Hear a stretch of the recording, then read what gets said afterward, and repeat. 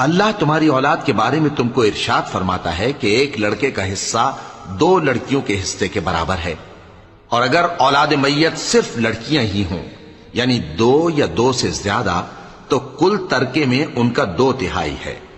اور اگر صرف ایک لڑکی ہو تو اس کا نصف ہے،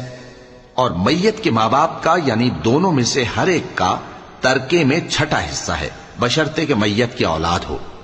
اور اگر اولاد نہ ہو اور صرف ماں باپ ہی اس کے وارث ہوں تو 1/3 ماں کا حصہ ہے، اور اگر میت کے بھائی بھی ہوں تو ماں کا 6واں حصہ ہوگا۔